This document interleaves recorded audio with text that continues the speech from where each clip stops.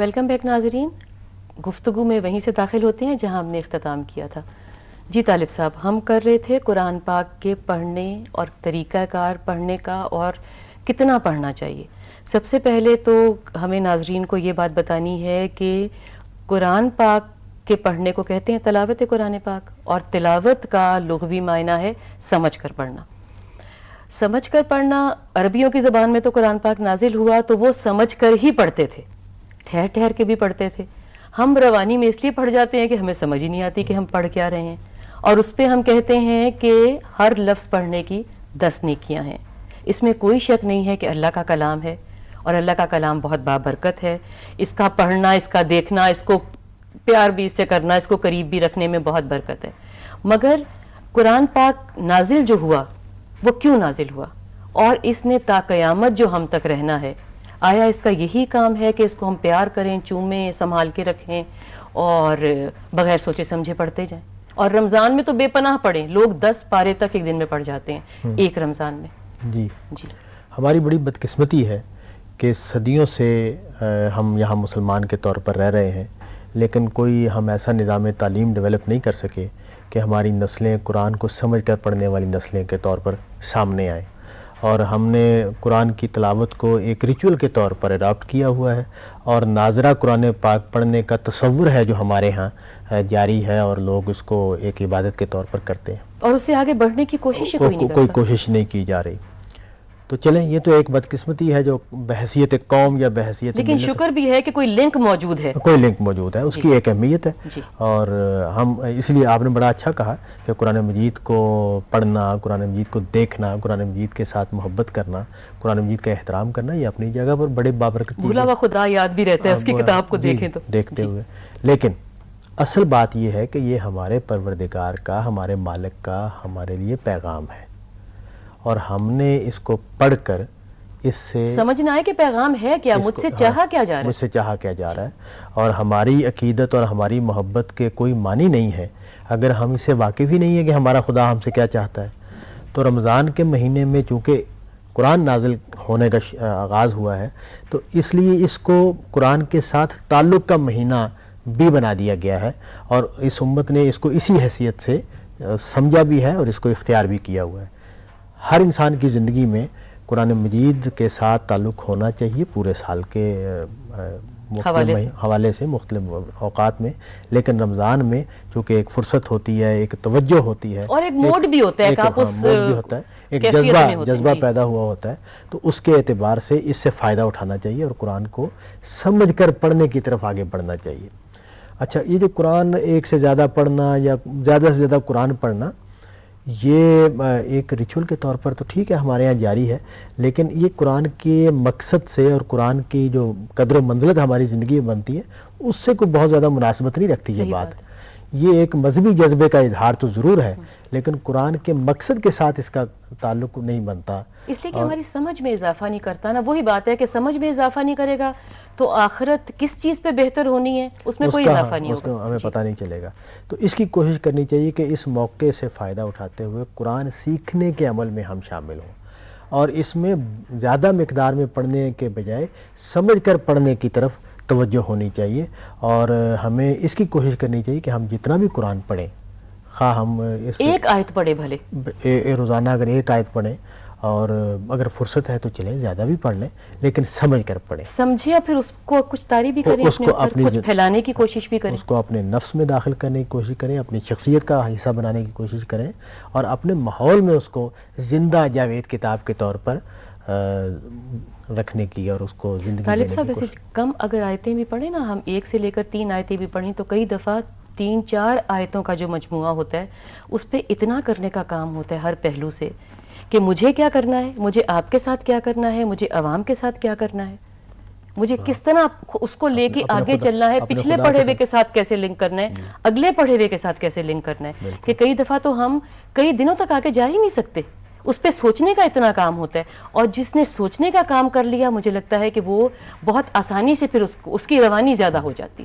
دیکھیں، ایک روایت ہے، حضور نے فرمایا کہ خیرکم من تعلم القرآن وعلمہ، تم میں سے بہترین وہ ہے جس نے قرآن سیکھا اور سکھایا. تو دیکھیے، سیکھنا اور سکھانا یہ دونوں لفظ جو ہے اس کا ایک مطلب ہے. قرآن سیکھنا ایک اور چیز ہے، اور قرآن کو جیسے ہم ہمارے یہاں پڑھا جاتا ہے یہ ایک بالکل اور چیز ہے. تو اصل بات کیا ہے کہ قرآن سیکھا جائے، اور اگر سیکھ لیا تو پھر سکھایا بھی جائے. جیسے ہم کہتے ہیں ٹیکنالوجی سیکھنا یا گر سیکھنا. جی، تو قرآن سیکھنا جو ہے یہ ہے اصل مقصود. اور ہماری بدقسمتی یہ ہے کہ ہم نہ اپنے لیے اس کو کر سکے اور نہ اپنی نسلوں کے لیے اس کا کوئی اہتمام کر سکے. اس کی طرف بڑھنا چاہیے. نہیں، اور انسٹیگیٹ بھی نہیں کرتے کسی کو آگے، ہم کچھ کرنے کو کہتے بھی نہیں ہیں، بس ٹھیک ہے ایک پاؤ پڑھ لیا کافی ہے. اور کوئی اگر اس طرف کسی کا رجحان ہوتا ہے تو اس کو فنڈو، فنیٹک، مولوی. حالانکہ اگر دیکھا جائے تو یہ سارے نیگیٹو ورڈز نہیں ہیں، یہ پیارے لفظ ہیں. اپنے دین میں داخل ہونا اور خوبصورتی کے ساتھ، اعتدال کے ساتھ اس میں آگے چلتے جانا تو بڑی خوبصورت بات ہے. بالکل صحیح بات ہے. اور یہ آپ نے ان الفاظ کا ذکر کیا، حقیقت یہ ہے کہ ہمارے جو مذہبی لوگ ہیں انہوں نے جو شدت پیدا کی ہے یہ اس کے نقصانات ہیں. دین تو ایک توازن پر کھڑا ہے، وہ ہمیں وہ تعلیمات دے رہا ہے کہ جو ہماری فطرت کے اور اللہ مطابق ہے. پاک خود کہہ رہا ہے کہ دین میں زبردستی نہیں، زبردستی نہیں، ہماری فطرت کے مطابق ہے، ہماری معاشرت کے مطابق ہے، ہماری ضروریات کے مطابق ہے، ہماری روحانی ترقی کے مطابق ہے. اس میں کوئی ایسی چیز نہیں ہے کہ جو ہماری جو بار ہو طبیعت پہ، جو طبیعت پر بار ہو، جو ہماری زندگی کو خراب کر دے، جو ہماری زندگی کو معطل کر دے. ایسی کوئی چیز اور نہیں. جیسے وہ سننے میں آتا ہے کہ دیندار ہو گئے تو یہ چھوڑنا پڑے گا، دیندار ہو جائے تو وہ کرنا پڑے گا. الحمدللہ کچھ بھی نہیں کرنا پڑتا، ہر چیز کو آپ انجوائے بھی کر رہے ہیں، ہر چیز سے آپ فائدہ اٹھا رہے ہیں. اصل ہے کہ ہمیں نیک ہونا ہے، ہمیں خدا کا بندہ بننا ہے. ترک دنیا ہمارا دین نہیں ہے. دنیا آخرت کی کھیتی ہے، یعنی اس دنیا میں بہت حقیقت ہے، جو یہاں بوئیں گے وہی کاٹیں گے نا. بہت خوبصورت بات. تو اس کو ہم نے اس طور پر اس دنیا کو دیکھنا ہے کہ ہم نے یہاں زندگی گزارتے ہوئے اور خدا کی تعلیمات پر عمل کرتے ہوئے اپنے آپ کو خدا کا اور کنارہ کرتے ہوئے تو اس کھیتی کے پاس نہیں پھر ہم جا سکتے، نہیں جا سکتے. اور پھر اصل میں اپنے آپ کو، یہ تو فرار کے راستے ہیں. اگر کوئی یہ سمجھتا ہے کہ اس دنیا کو چھوڑنا پڑے گا نیکی کے لیے تو اصل میں وہ فرار حاصل کر رہا ہے. تو دیکھیں جب آپ امتحان میں پڑھیں گے ہی نہیں تو پھر نتیجے کا اعلان کے لیے تو کھڑے نہیں ہو سکتے نا. کھڑے نہیں ہو سکتے. تو یہ تو ایک رزمگاہ ہے جس میں ہمیں اترنا ہے اور اسی میں سے کامیاب ہو کے آگے پہنچنا ہے. تو یہ ہے جو قرآن کے ساتھ صحیح تعلق ہے، اور قرآن کے ساتھ ہمارا مطلوب تعلق ہے کہ ہمیں قرآن سمجھنا ہے، قرآن کو سیکھنا ہے، اس کے مطابق اپنی زندگیوں کو تبدیل کرنا ہے اور اس کا علم بردار بن کے سوسائٹی میں رہنا ہے. ہم سیکھنے والے اور سکھانے والے بن کر رہیں. یہ ہے قرآن سے صحیح تعلق. اس کا مطلب ہے طالب صاحب کہ سیکھنے اور سکھانے کی طرف جانے کے لیے ہمیں تھوڑا سا زبان پہ توجہ دینی ہوگی، اس لیے کہ ورنہ تو یہی ہوگا کہ ہم جس سکھانے والے کے پاس جائیں گے وہ جس طریقے سے اس کو سمجھے گا، اس کو وہ جس نوعیت میں سمجھے گا، اپنے فرقے کے حوالے سے، اپنی اویئرنیس کے حوالے سے، اپنے حالات کے حوالے سے، پھر ہم اسی سمجھ کا حصہ بنیں گے نا. حالانکہ ہم یہ کوالیفائی کرتے ہیں کہ اگر فرض کریں کہ استاد کا ایک اویئرنیس لیول ہے، اسٹوڈنٹ کا اس سے زیادہ اویئرنیس لیول ہے، ہو سکتا ہے ضرور، تو پھر وہ بند جائے گا. اس کا مطلب ہے وہاں پہ. مگر اگر ہم دونوں لینگویج جانتے ہوں گے تو ہم دونوں کو فائدہ بھی ہو سکتا ہے اور دونوں اس کو آگے لے کے بھی چل سکتے ہیں. یہ تو کمال ہے نا کہ ہم عربی زبان سیکھ لیں. لیکن چلیے جو لوگ نہیں سیکھ سکے اور اب اس پوزیشن میں بھی نہیں ہے کہ سیکھ سکیں عمر کے حوالے سے یا انٹلیکٹ کے حوالے سے، پھر اس کا مطلب ہے کہ ہمیں ایک تفسیر یا ایک ترجمے میں قید نہیں ہونا چاہیے. ہمیں فرق چیزوں کے پاس جانا چاہیے تاکہ ہم بہت سے مطالب دیکھ کے تو ایک صحیح اندازے پہ پہنچ سکیں.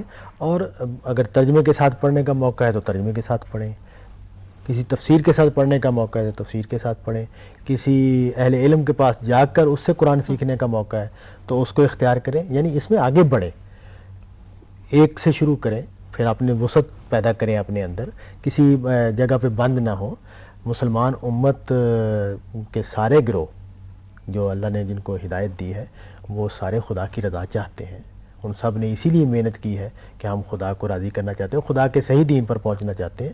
تو اسی جذبے کے ساتھ جینا چاہیے. اسی سے اختلاف کے ساتھ جینے کا رنگ پیدا ہوگا، ڈھنگ پیدا ہوگا. اور یہ جو شدت پیدا ہو گئی ہے اور ایک گروہ دوسرے گروہ کو مارنے پر تلا ہوا ہے، اس میں کمی آئے گی.